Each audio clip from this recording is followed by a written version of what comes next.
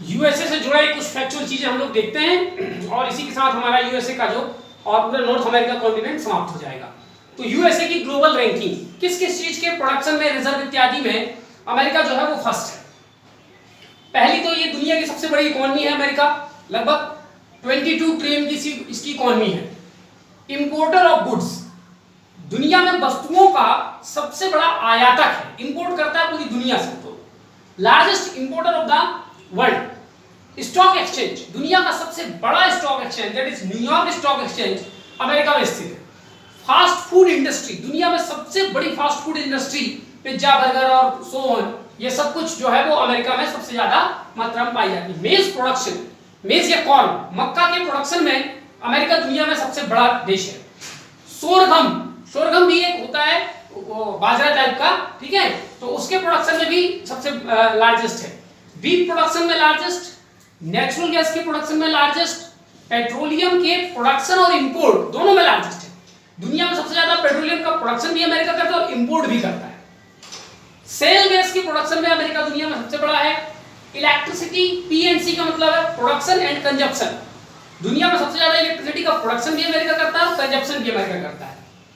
Vermiculite production, vermiculite एक प्रकार का मिनरल होता है जो एक कीमती जो पत्थर जिससे बनते हैं, जेमस्टोन, ठीक है, उसके प्रोडक्शन में ये एक नंबर पे, दूसरे नंबर पे साउथ अफ्रीका है। मिलिट्री स्ट्रेंथ, मिलिट्री स्ट्रेंथ माने दुनिया में ताकत, जो सैन्य ताकत है सबसे ज्यादा, ठीक है, तो उसको मिलिट्री स्ट्रेंथ की जगह एक सही टर्म यूज किया जाए वो है मिलिट्री पावर, ठीक है, मिलिट्री स्ट्रेंथ नहीं, military power.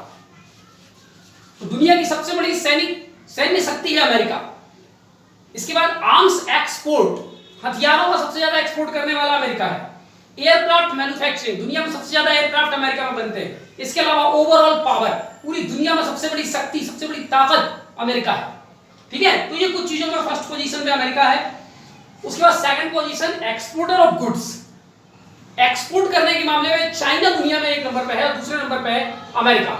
Apple production, milk production, meat production, egg production और सैंडलवुड प्रोडक्शन, इन सब में सेकंड रैंकिंग पे। सैंडलवुड माने चंदन की लकड़ी, ठीक है। तो जहां जहां ये सेकंड है सब में वहां पर चाइना फर्स्ट, ठीक है, सब में, सैंडलवुड समेत सब में।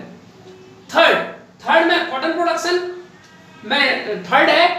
दूसरे नंबर पे टोटल सेरल्स, सेरल्स माने टोटल खाद्यान्न, गेहूं, चावल, जो खाने वाली चीजें हैं, टोटल फूड ग्रेन्स, उसमें अमेरिका थर्ड नंबर पे है, चाइना और इंडिया के बाद। कॉटन में भी चाइना और इंडिया के बाद थर्ड नंबर पे अमेरिका है। मॉलबिडेनम प्रोडक्शन, मॉलबिडेनम प्रोडक्शन में नंबर 1 चाइना, नंबर 2 चिले और नंबर 3 जो है वो अमेरिका, ठीक है। तो ये कुछ लीडिंग जिसमें अमेरिका का पूरी दुनिया में धाक है, तो ये टॉप 3 रैंकिंग हम लोगों ने यहां पर देखा, ठीक। अब यहां पर एक और जानकारी लिखी हुई है, जीडीपी कंट्रीब्यूशन। किसी भी देश में उसके जीडीपी में 3 चीजों का कंट्रीब्यूशन होता है, एग्रीकल्चर, इंडस्ट्री और सर्विस सेक्टर। इकोनॉमी में ये 3 पिलर्स होते हैं। तो एग्रीकल्चर का कंट्रीब्यूशन अमेरिका में बहुत कम है, less than 1%, that is 0.9%। Industry 19.1% और सर्विस जो है 80%। जबकि इंडिया के साथ यदि हम इसका तुलना करेंगे तो लगभग 15% हमारा जो है एग्रीकल्चर में इंडिया में 15% है, इंडस्ट्री लगभग 30% है और बाकी जो 55% बच गया वो सर्विस सेक्टर है, ठीक है। तो इंडिया के साथ इसका तुलना रखना है, ठीक। अब हम देखते हैं USA is the birth place of, यानी अमेरिका ने किन किन चीजों की खोज की, डिस्कवरी की और कौन कौन सी चीज का इन्वेंशन अमेरिका से हुआ, ठीक है। तो मॉडर्न डेमोक्रेसी, आपको ध्यान रखना है जब कभी परीक्षा में पूछा जाए केवल डेमोक्रेसी तो उसका बर्थ प्लेस है एथेंस, दैट इज ग्रीस। लेकिन अगर उसमें लगा हो मॉडर्न डेमोक्रेसी तो उसका बर्थ प्लेस अमेरिका में है। फेडरलिज्म, जो संघवाद, जो जैसे भारत एक फेडरल कंट्री है, ठीक है, तो संघवाद की जो टेंडेंसी है वो भी अमेरिका से जो है वो शुरू हुई। Laser printer, personal computer, email, voicemail, Google, YouTube, Facebook, Twitter, WhatsApp, Instagram, Yahoo, wifi, इन सब की खोज भी जो आईटी से रिलेटेड ये मेजर हमारे जो सोशल एप्स है, ठीक है, ये तमाम ब्राउजर है, ये तमाम चीजों की खोज जो है अमेरिका में हुई है। इसके अलावा सेल फोन में देखें तो आईपॉड, आईफोन, फोटोशॉप एक सॉफ्टवेयर है जो हम लोग यूज करते हैं कंप्यूटर में प्रोफेशनली, ठीक है। 3D प्रिंटिंग, स्पेस एक्सप्लोरेशन, अंतरिक्ष अन्वेषण की शुरुआत भी अमेरिका नील आर्मस्ट्रांग वगैरह द्वारा किया गया। हबल टेलीस्कोप, एक उन्होंने टेलीस्कोप बनाया, बहुत पावरफुल टेलीस्कोप है वो हबल टेलीस्कोप। स्पेस शटल, फिर एमआरआई, एमआरआई का मतलब होता है मैग्नेटिक रेजोनेंस इमेजिंग, ये जो मेडिकल फील्ड में होता है, बोले एमआरआई करवा लो अपने दिमाग का, ठीक है। तो एमआरआई एक मेडिकल इक्विपमेंट है और एमआरआई एक टेक्नोलॉजी भी है, ठीक है। ह्यूमन जीनोम प्रोजेक्ट, मानव के जीन का पर्टिकुलरली स्टडी करना, उसकी मैपिंग करना, अमेरिका ने सबसे पहले इस प्रोजेक्ट को स्टार्ट किया। अब तो दुनिया में कई जगह स्टार्ट हो गया है। आईसी, इंटीग्रेटेड चिप्स या इंटीग्रेटेड सर्किट्स, आईसी जो कंप्यूटर की या किसी भी आजकल आईटी सेक्टर में सबसे बड़ी चीज होती है आईसी। ओएफसी का मतलब होता है optical fibre cable, electric bulb, potato chips, ये तमाम चीजों की खोज अमेरिका से हुई। और भी बहुत सारी चीजें हैं, और these are the major items which are discovered और ओरिजिनेटेड फ्रॉम यूएस, ठीक है। अब आगे देखते हैं हम लोग international organization based on America. अब हम कुछ ऐसे इंटरनेशनल ऑर्गेनाइजेशन के बारे में चर्चा करेंगे जो पूरे अमेरिका, और जब पूरे अमेरिका कहा जाता है तो north America, central America, middle America, south America, सबको मिलाकर के कहा जाता है अमेरिका, ठीक है। तो पहला ऑर्गेनाइजेशन है organization of American States, OAS. इसकी स्थापना 1948 में हुई, हेडक्वार्टर वॉशिंगटन में, उसके मेंबर है 35 देश। 35 देश में कौन कौन? साउथ अमेरिका के पूरे 12 देश, कैरिबियन आइलैंड के देश, सेंट्रल अमेरिका के देश और मैक्सिको, कनाडा, अमेरिका। ये पूरे जितने अमेरिका में जितने देश आते हैं वो सभी देशों का एक संगठन है, और जिसका ऑब्जेक्टिव है कि हम पूरे दुनिया में पूंजीवाद का प्रचार प्रसार करेंगे और साम्यवाद को या समाजवाद को रोकेंगे। इस ऑब्जेक्टिव से ऑर्गेनाइजेशन ऑफ अमेरिकन स्टेट्स बनाया गया था, ठीक है। अब तो वो चीज रही नहीं, तो अब इसका ऑब्जेक्टिव हो गया है कि आपस में हम सारे देश एक दूसरे के साथ सहयोग करेंगे और इकोनॉमिक डेवलपमेंट हासिल करेंगे। दूसरा है north American free trade area. ये एक इकोनॉमिक टाइप का ऑर्गेनाइजेशन है जिसकी स्थापना 1994 में 1994 यानी 1994 में की गई थी, और उसका हेडक्वार्टर अर्जेंटीना के ब्यूनस आयर्स में है, लेकिन इसका मेंबर अर्जेंटीना नहीं है, आपको ये ध्यान रखना है। कुल मेंबर 3 है। कौन कौन से 3? यूएसए, कनाडा और मैक्सिको, ये 3 है। इन तीनों के बीच में फ्री ट्रेड एरिया का मतलब यह है इन तीनों देशों के बीच में जब व्यापार होगा तो जो सीमा शुल्क लगती है, कस्टम ड्यूटी वगैरह, वो नहीं लगाई जाएगी, ठीक है। तो फ्री ट्रेड होगा। अभी 2020 जुलाई 2020 में इसमें कुछ सुधार किया गया है नाफ्टा के नियम कानून में, और उसको नाम दिया गया है न्यू नाफ्टा या नाफ्टा 2.0।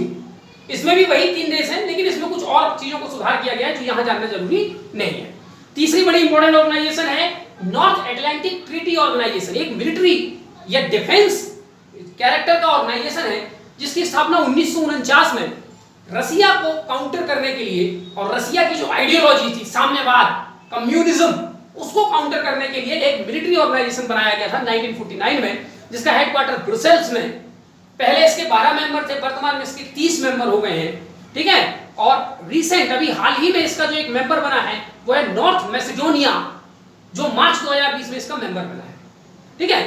तो ये 30 मेंबर आज नाटो के ऑर्गेनाइजेशन है। नाटो का प्रिंसिपल ये है कि इन 30 देशों में से किसी एक पर भी यदि कोई देश हमला करता है तो वो पूरे नाटो पर हमला माना जाता है, यानी पूरे 30 देश पर हमला माना जाता है, और ये पूरे 30 देश मिलकर के उसमें उसको काउंटर करते हैं, ठीक है। इसमें Australia, New Zealand, south Korea, Japan, ठीक है, और यूरोप के देश और कनाडा, मैक्सिको, ये सारे देश जो है उसमें शामिल है, ठीक है। Partnership for peace program, NATO ने प्रोग्राम स्टार्ट किया 1994 में, पार्टनरशिप फॉर पीस प्रोग्राम। इसके अंतर्गत नाटो अपने जो ये 30 मेंबर हैं, इसके अलावा भी दुनिया के और देशों को अपनी मीटिंग वगैरह में इनवाइट करता है, ठीक है, और पूरी दुनिया में शांति स्थापित करने के लिए क्या कुछ किया जा सकता है उनके साथ वो आपस में चर्चा करता है, ठीक है। अभी 2019 में नाटो ने भारत को बिना नाटो का मेंबर हुए नाटो जैसा वरीयता प्रेफरेंसेस देने की बात कही है। तो India is now non member NATO allied, यानी अब इंडिया भारत का बिना नाटो का मेंबर हुए एक सहयोगी देश है। इसका मतलब यह है कि अब नाटो के ये 30 देश आपस में एक दूसरे के साथ जो बेहतरीन किस्म के हथियार खरीदते बेचते हैं, अब उसी प्रकार के हथियार भारत को भी मिल सकते हैं, ठीक है। यानी कि भारत अब नाटो का एक पार्टनर कंट्री के रूप में जाना जाएगा, ठीक है। ये विशेष दर्जा भारत को अमेरिका ने दिया है। ठीक है, तो इसी के साथ हमारा ये पूरा प्रोग्राम यहाँ पर हम लोग कंप्लीट करते हैं और अब हमारा केवल एकमात्र बच गया कॉन्टिनेंट जिसको हमें कंप्लीट करना है, वो है हमारा एशियन कॉन्टिनेंट। ठीक है, थोड़ा एशियन कॉन्टिनेंट हम लोग थोड़ा लेंदी करके पढ़ेंगे क्योंकि वो हमारा अपना कॉन्टिनेंट है, उसके बारे में जानकारी हम लोग थोड़ा डिटेल से देखेंगे। ठीक है।